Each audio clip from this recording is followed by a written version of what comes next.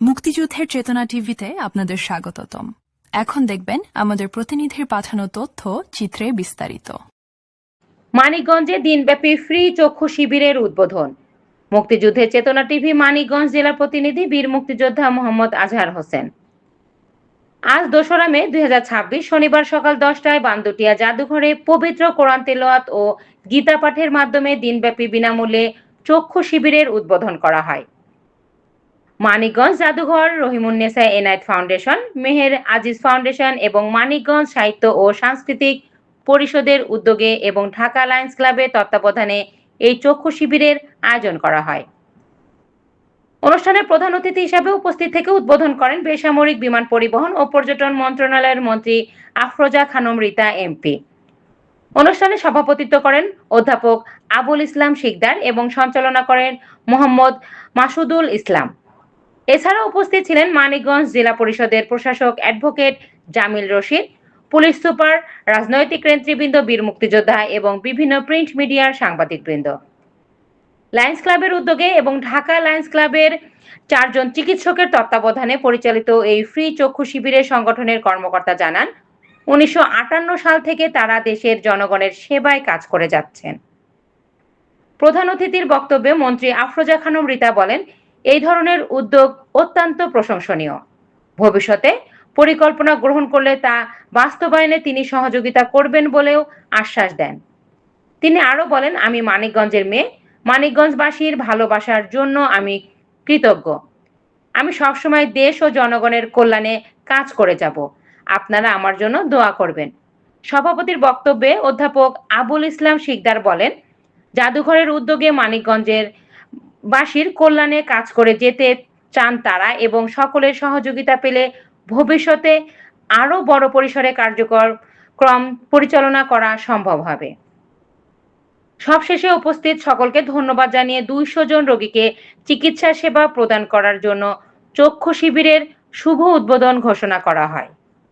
সময় থেকে থাকে আমি 3 মিনিট ব্যবহার করলাম আর 3 মিনিট মন্ত্রী মহোদয়কে আমি সম্বোধন করলাম, বাকি 3 মিনিট। আশা করি ওনার বক্তব্যের ভিতর দিয়ে আমাদের অনুষ্ঠানের নির্বাচিত সংসদ সদস্য, আমাদের মাননীয় প্রধান অতিথি এবং বাংলাদেশ সরকারের মাননীয় মন্ত্রী জনাব আফরোজা খানম রিতা।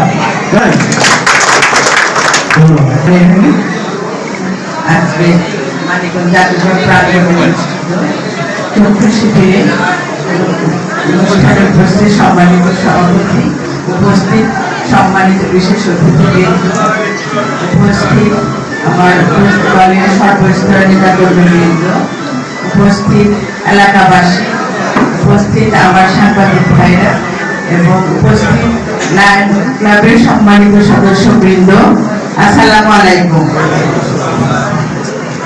আজকে ভালো লাগছে যে ঢাকা থেকে লায়ন্স ক্লাবের সবাই এসে আমাদের এলাকার মানুষকে সেবা দিচ্ছে। সেজন্য আমি আমার ব্যক্তিগত দলের পক্ষ থেকে তাদের ধন্যবাদ এবং কৃতজ্ঞতা জানাই।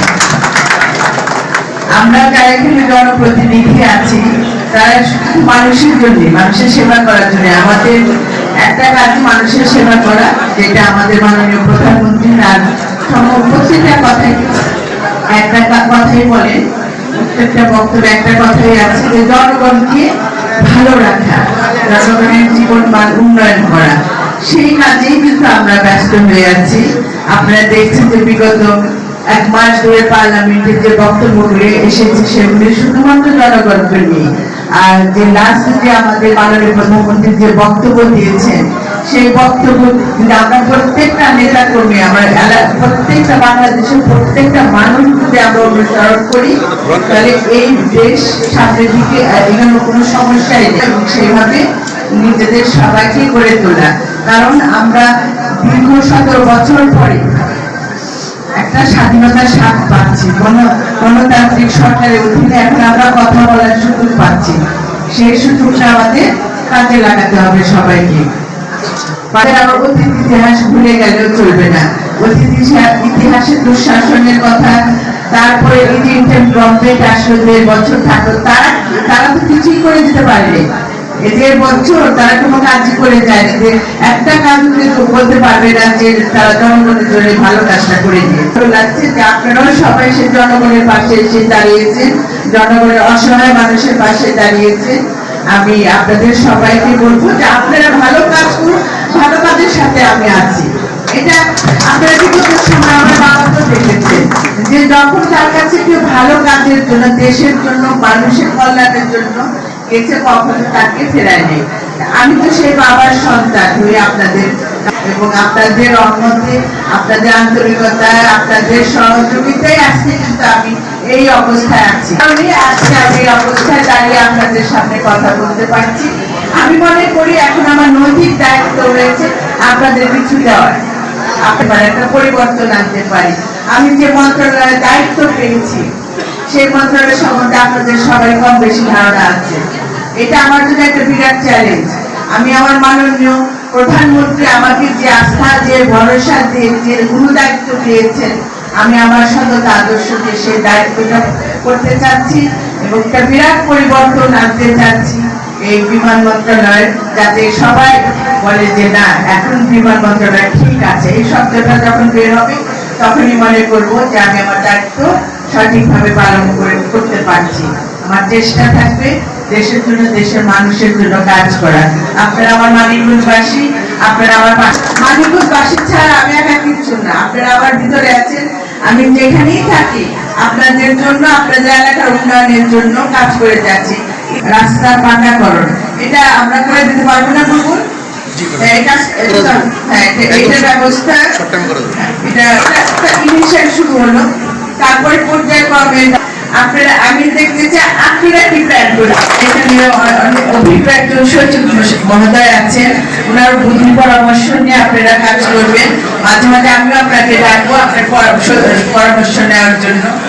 আপনারা সবাই ভালো থাকবেন, সুন্দর জীবন যাতে পালন করতে পারেন, সেইভাবে আপনাদের জন্য যাতে কাজ করতে পারি, এই প্রত্যাশা নিয়ে আপনাদের কাছে বিদায় নিলাম। এখানে অনেক রোগীরা আসছেন, তাদেরও অনেক ধন্যবাদ জানাচ্ছি, কৃতজ্ঞতা প্রকাশ করছে। অনেকক্ষণ ধরে তারা বসে আছে এবং লায়ন্স ক্লাব থেকে যারা এসেছেন তাদের মানিকগঞ্জবাসীর পক্ষ থেকে আবারও ধন্যবাদ জানিয়ে আমার বক্তব্য শেষ করছি।